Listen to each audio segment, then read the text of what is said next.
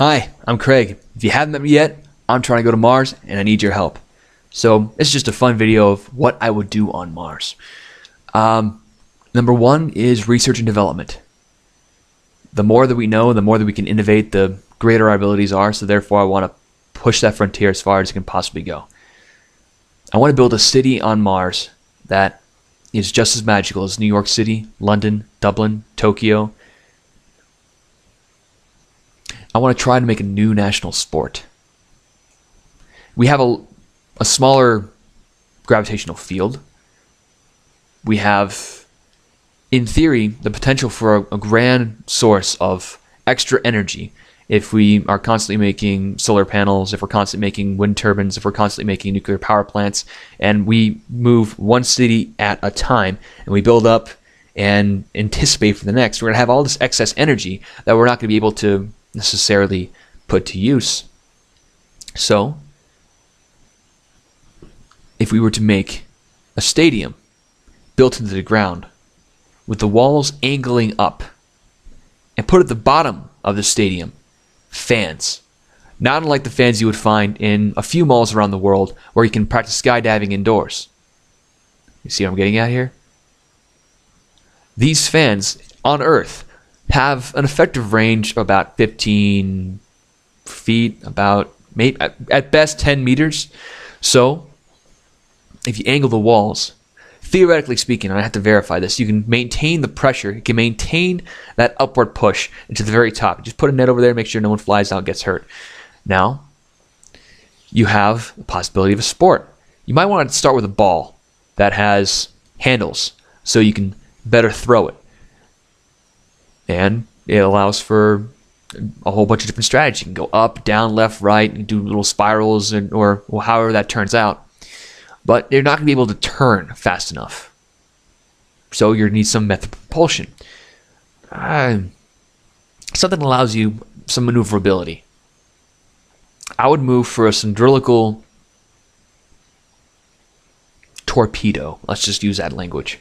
A long rod that at the very end it flares out for your feet, little grips for your feet.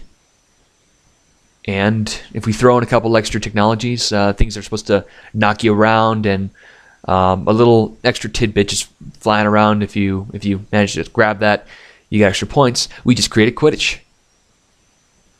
So if you followed all of that, you can see that I'm not entirely crazy. But hey, everyone's a little crazy. So yeah, research development, building cities, Quidditch. It's not too bad. Maybe, if all things go well, somewhere down the line I might meet a fellow astronaut. Maybe I can have kids on Mars. I don't know. I mean, I might go sterile in the trip over. So it might be a good idea if I visit a particular kind of bank on Earth, just in case. I want to have kids. I do. I'm not entirely sure if I'll be able to go back to Earth if that happens to be the case, to be a dad. But at that point, if I'm able to do those things and Mars goes off in a great direction, and yeah, I don't think it'll happen. I hope I remain fertile throughout my days, and I can have my, if I have a family, I can have a family there. That'd be nice. But one thing I've learned in my very short life is that everything is unpredictable. We can go out with a plan, and if we work hard at that plan, things will tend to happen in the direction of that plan. But we get thrown curveballs, and you gotta dance around them. So yeah, that's about it. So yeah, there's a lot. I'm doing a lot more on Mars. I'm not trying to say I'm to be a lazy guy. Always working at building a city. Always working at building Quidditch. Always trying to hibby dibby. But I'm gonna be working very diligently. And then, as things develop, I'll try to, if practical, if possible, to steer things in that direction. So yeah, this is video number 4.